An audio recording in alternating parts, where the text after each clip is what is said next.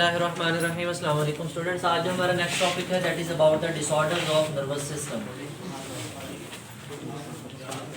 Disorders of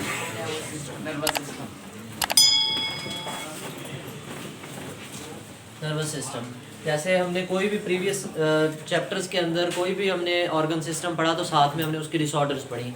जैसे हमने chapter 1 में रेस्पिरेटरी सिस्टम पढ़ा तो उसके साथ ब्रोंकाइटिस, एस्थमा, लंग कैंसर, इस तरह की सारी नमूनिया, ये सारी चीज़ें हमने उसके बारे में पढ़ी, उसी से रिलेटेड डिसऑर्डर्स।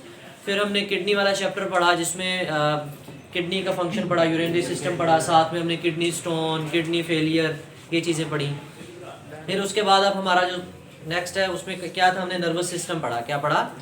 उसके साथ हमने रिसेप्टर्स पढ़ते हैं। रिसेप्टर के साथ साथ हमने जो है ना वो डिजीज़ देखी, हमने हार्मोन्स के लिए ग्लैंड्स देखे, तो ग्लैंड्स के साथ साथ हमने डिजीज़ भी देखी।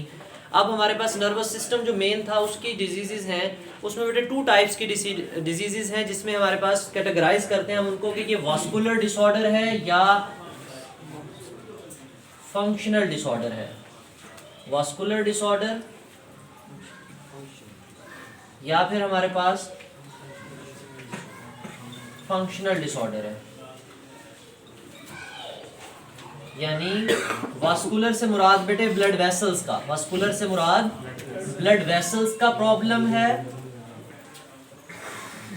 ब्लड वेसल्स का प्रॉब्लम है या उसके फंक्शन करने में कोई मसला आ रहा है। ठीक है, जो हमारे पास वास्कुलर डिसऑर्डर है उसके अंदर हमारी बुक में जो डिटेल है वो पैरालिसिस की है, पैरालिसिस भी इसको बोलते हैं। ठीक है, और फंक्शनल डिसऑर्डर में बेटे एपिलेप्सी है। क्या है?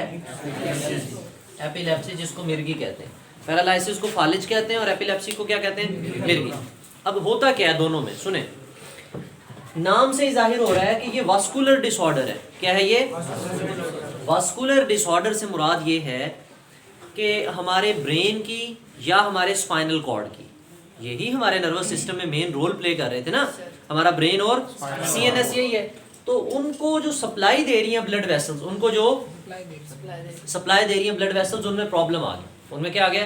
क्या प्रॉब्लम आ सकता है? ब्लड क्लॉट आ गया। क्या प्रॉब्लम आ सकता है? या हेमरेज हो गई है, फट गई है नालियाँ, रप्चर हो गई हैं एक्सीडेंटल केस में, या हाई ब्लड प्रेशर की वजह से, कहते हैं ना दिमाग की रग फट गई, सेम चीज़। तो उसमें यही होता है कि ब्रेन में जो ब्लड वेसल्स होती हैं या वो रप्चर हो जाती हैं या फिर उनके अंदर ब्लड क्लॉट आ जाता है।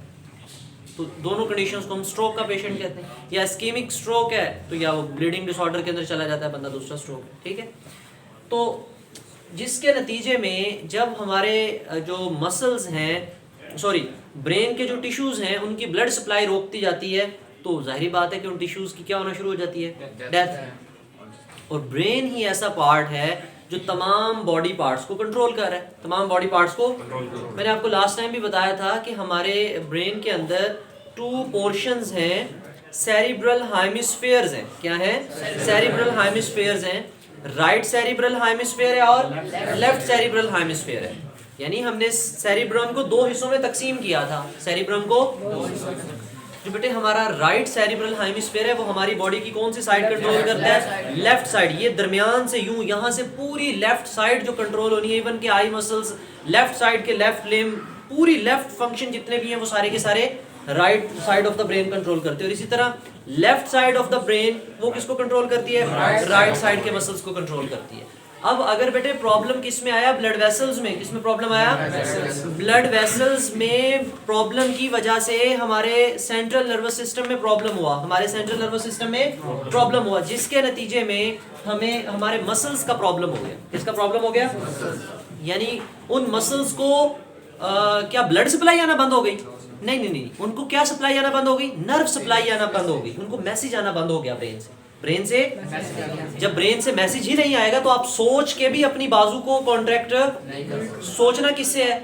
मैसेज किससे आना है? तो जब ब्रेन से नर्व इंपल्स ही नहीं आ रही तो क्या ये मसल्स कॉन्ट्रैक्ट होंगे? नहीं। अब वो कहता है टाइप ऑफ द फेलियर, कि कितना ब्रेन डैमेज हुआ है। कोई स्पेसिफिक थोड़ा सा लोब, थोड़ा सा पोर्शन जो एक खास हिस्से के मसल्स को कंट्रोल कर रहे थे, या पूरा लोब चला गया जो पूरे जो है ना वो लेफ्ट पार्ट को कंट्रोल कर रहा था। तो यही कहता है कि जो हमारे पास पैरालिसिस है उसकी अब जब हम डिटेल देखते हैं तो उसमें देखते हैं तो वास्कुलर डिसऑर्डर में क्या आ गया, जिसमें ब्लड का प्रॉब्लम है, जिसमें किसका प्रॉब्लम है, ब्लड सप्लाई का प्रॉब्लम है। फिर है क्या है, फंक्शनल डिसऑर्डर। फंक्शनल डिसऑर्डर में एपिलेप्सी, एपिलेप्सी में या तो हमारे पास nerve impulse generation, nerve impulse generation और nerve impulse transmission, nerve impulse generation और नर्व इम्पल्स ट्रांसमिशन, इसमें प्रॉब्लम आएगा। यानी नर्व इम्पल्स के खुद ब खुद जनरेट होने में, खुद ब खुद, या आप चाह रहे हो फिर भी वो जनरेट नहीं हो रही, आप चाह रहे हो वो, या आप नहीं चाह रहे वो खुद ब खुद जनरेट हो रही है। खुद ब खुद जनरेट भी हो और फिर खुद ब खुद वो ट्रांसमिट भी हो, खुद ब खुद जनरेट भी और खुद ब खुद ट्रांसमिट भी हो। तो nerve impulse generation and nerve impulse transmission का जो प्रॉब्लम आएगा वो किस डिसऑर्डर में आएगा, फंक्शनल डिसऑर्डर में। और उसकी एग्जांपल क्या देंगे हम, एपिलेप्सी की एग्जांपल देंगे। ठीक है, अब दोनों को डिटेल से हम स्टडी कर लेते हैं। फर्स्ट लेक्चर में हम देखते हैं कि पैरालिसिस क्या है। वो कहता है कि पैरालिसिस में, अब देखो बात तो हम ब्रेन की कर रहे हैं, बात तो हम, लेकिन डैमेज हम मसल्स को कर रहे हैं। डैमेज हम डैमेज का वर्ड नहीं लिखा करते, हम कहते हैं पार्शियल और the complete loss of muscle function. Partial और complete loss of one muscle और the group of muscle. One muscle कर दें और ग्रुप ऑफ मसल्स कर दें।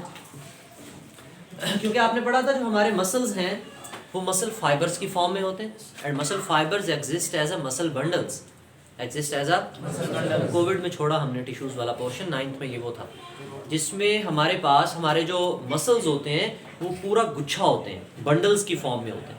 फिर हम ये देखते हैं कि चंद मसल्स डैमेज हुए हैं, यानी डैमेज से मुराद आउट ऑफ फंक्शन हुए, या पूरा का पूरा मसल ही, जो पूरे का पूरा मसल बंडल ही चला गया, पूरे का पूरा उसकी ब्लड सप्लाई, वो जो नर्व सप्लाई है वो खत्म हो गई है। तो डिपेंड करता है कि पार्शियल और complete loss of function by one muscle और द ग्रुप ऑफ मसल्स। तो कोई भी मसल ग्रुप है उसकी फंक्शनिंग लॉस हो गई, या किसी एक मसल की फंक्शनिंग जो है वो क्या हो गई, लॉस हो गई, जिसके नतीजे में जो डिजीज होगी उसका नाम क्या है, पैरालिसिस। अब वो कहते हैं इसके काजेज क्या हो सकते हैं, इसके काजेज क्या हो सकते हैं, क्या क्या रीजंस हो सकती हैं पैरालिसिस की। अभी कुछ देर पहले हम डिस्कस कर रहे थे, ब्लड क्लॉट। ठीक है, खास तौर पे स्मोकर्स के अंदर ये चीज़ बहुत देखी जाती है, ब्लड जो है ना वो थिक हो जाता है, और फिर ब्लड क्लॉट, क्या चीज़ बेटे, ब्लड क्लॉट अगर ब्रेन में जो है ना वो जम जाए, जिसके नतीजे में स्ट्रोक जो है वो इस्केमिक स्ट्रोक या कोई भी किसी किस्म का स्ट्रोक हो सकता है।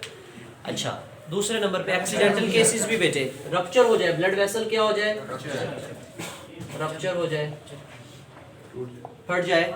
ठीक है, हाई ब्लड प्रेशर की वजह से जो स्मोकर्स होते हैं, with the passage of time जैसे जैसे ये स्मोकिंग करते हैं, इनकी ब्लड वेसल्स थिन हो जाती हैं, खून की नालियाँ पतली हो जाती हैं, उनकी दीवारें, फिर ब्रेन की जो ब्लड, फिर दूसरी तरफ इनका ब्लड प्रेशर भी बढ़ रहा होता है, नालियाँ भी पतली हो रही है, ब्लड प्रेशर भी, जिसके नतीजे में स्ट्रोक यानी कि हेमरेज के चांसेस होते हैं, ब्रेन हेमरेज के, कि ब्रेन के अंदर ही जो है ब्लड वेसल कोई छोटी सी रप्चर हुई, लीक हुई, ब्लड ब्रेन में फैल गया, रप्चर हो सकता है एक्सीडेंटल केसेस में भी, और इसके अलावा भी सिंपल स्ट्रोक भी हम लिख देते हैं, यही चीज़ होती है स्ट्रोक भी। अच्छा, इसके अलावा डिफरेंट और भी चीज़ें हैं जिसकी वजह से हमें पैरालिसिस हो सकता है, जैसा कि पोलियो वायरस है, पॉइजन प्रोड्यूस करता है हमारी बॉडी में, हमारी बॉडी में पॉइजन प्रोड्यूस करता है। कौन सा वायरस, पोलियो वायरस, वो भी अपाहज कर देता है लिम्स से, यानी बंदा जो है वो चलने फिरने के काबिल नहीं रहता। ये जो इसका टॉक्सिन है पोलियो का, वो हमारे नर्व्स को डैमेज करता है, हमारे नर्व्स को जब नर्व्स को डैमेज करता है तो सप्लाई, मसल्स की सप्लाई ख़त्म हो जाती है, मसल्स की सप्लाई ख़त्म हो जाती है, तो फिर ना लिम्स मूव करते हैं ना लेग्स मूव करते हैं, फिर बंदा सारी ज़िंदगी के लिए व्हील चेयर पर आ जाता है। या बहुत कम केसेस होते हैं कि जिनके अंदर जो है ना वो उसमें रिकवरी के चांसेस बहुत कम होते हैं, बड़ी एक लॉन्ग पीरियड होता है इसका।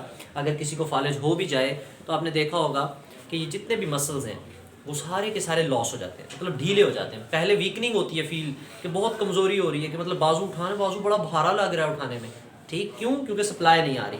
फिर होता क्या है, अगर इस तरफ क्लॉट फंसा तो ये सारे मसल्स जो हैं वो चले जाएंगे, यानी हमारे हाफ फेस के मसल्स भी रिलैक्स हो जाएंगे। रिलैक्स से मुराद मुंह थोड़ा सा टेढ़ा हो जाएगा, लकवा जिसको कहते हैं, हाँ, ये आई मसल्स भी वीक हो जाएंगे, ये पूरा मुंह लटका सा एक तरफ से नजर आएगा, फिर पूरे, और देखने से ही कुछ दिन आपको पता है ना, कोई चीज़ मूव ना की जाए, अगर आप ब्लड हाथ को मूव नहीं कराते, या किसी का कभी खुदा ना खास्ता कोई एक्सीडेंट हुआ हो और उसको वहाँ पे उन्होंने प्लास्टर चढ़ा दिया हो बाजू पे या टांग पे, और उसके बाद जब वो प्लास्टर खोलते हैं तो आप एक अरसे के बाद देखते हो तो वो लिम्ब, वो जगह आपको कमज़ोर नज़र आती है। क्यों कमज़ोर नज़र आती है? क्योंकि आप उससे फंक्शन नहीं ले रहे थे, काम नहीं कर रहे थे। ऐसा ही है ना, जब आप काम करते हो तो फिर ब्लड सप्लाई बढ़ी रहती है और वो एरिया ज़रा हेल्दी रहता है। जब ये काम नहीं करेंगे तो आपको ये कमज़ोर होते चले जाएंगे, एक लिम्ब आपका ठीक रहेगा, दूसरा कमज़ोर होने लग जाएगा, फिर कमज़ोरी की वजह से वो, इसीलिए कहते हैं ना ज़्यादा से ज़्यादा एक्सरसाइज करें, वॉक करें, फिजियोथेरेपी कराएं, ये सारे काम कराते हैं, जिसके नतीजे में मसल्स के अंदर ज़्यादा से ज़्यादा ब्लड सप्लाई आए, जो है ना वो मसल्स हेल्दी रहे, मसल्स हेल्दी रहे। पेन शुरू हो जाता है मसल्स में खास टाइम के बाद।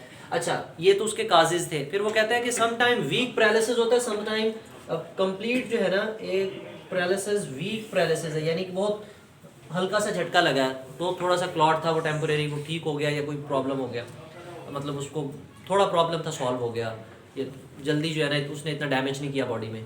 और सम टाइम वो कहते हैं कि ऐसा भी होता है कि चारों लिम्ब्स डैमेज हो जाते हैं, इतना बड़ा क्लॉट चला जाता है कि वो हमारे पूरे ब्रेन की फंक्शनिंग, हमारे पूरे मसल्स की फंक्शनिंग को रोक देता है। किसी के सिर्फ लिम्ब्स का डिसऑर्डर, सिर्फ एक बाजू किसी का रुका, किसी की सिर्फ एक टांग रुकी, किसी की ज़बान रुक जाती है बोलना, कहते हैं ना फाले जिसकी ज़बान पे पड़ गया, इस तरह से कुछ सोसाइटी में लफ्ज़ बोले जाते हैं। तो सिर्फ ज़बान से बोलना जो है ना वो इंसान फिर एक ख़ास टाइम के बाद आहिस्ता आहिस्ता जो है वो बोलना शुरू हो जाता है।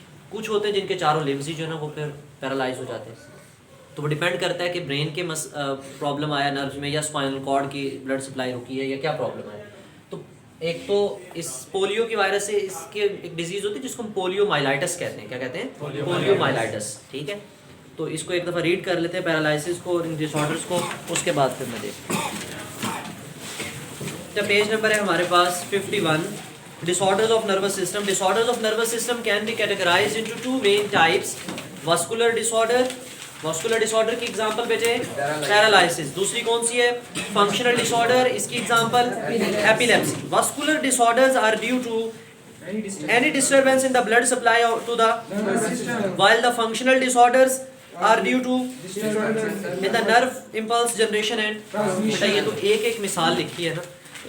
इसके अलावा ब्रेन की बहुत सी डिजीज़ हैं जिनको हम न्यूरो डिजेनरेटिव डिसऑर्डर्स का नाम देते हैं, जिसमें अल्जाइमर डिजीज़ आ जाती है, पार्किंसंस डिजीज़ आ जाती है। आपने देखा होगा जब बंदा बूढ़ा होता है तो हाथ ना यूँ शिवर करते रहते हैं, जिस्म कांपता रहता है, ठीक है। तो वो भी वो रेशा की बीमारी जिसको हम कहते हैं, वो दूसरा रेशा नहीं, वो पस वाला नहीं, रेआइन शे, ठीक है, राशा जिसको हम बोलते हैं असल में। तो उस डिसऑर्डर के अंदर भी हमारे न्यूरॉन डैमेज होते हैं, और वो with the passage of time age के साथ होते हैं कि एजड लोगों में वो न्यूरॉन डैमेज हो रहे हैं, जिसके नतीजे में वो प्रॉपर हार्मोन्स वगैरह नहीं बना रहे, वो प्रॉब्लम हो रहा है। फिर है बेटे paralysis. First disorder, paralysis is a complete loss of the function by the one or more muscle group. It is often, यानी समटाइम वीक होता है कि थोड़ा बहुत फंक्शन लॉस हुआ, समटाइम कंप्लीट ही गया, ठीक है। It is often caused by the damage to the central nervous system, brain या spinal cord. The damage may be due to stroke. Stroke का मतलब क्या होता है? Rupture in the blood vessels of the brain or the spinal cord, या फिर blood clotting in the, वो depend करता है कि कौन सा स्ट्रोक है, इस्कीमिक स्ट्रोक है या जो है ना वो ब्लीडिंग हुई है, हेमरेज हुई है।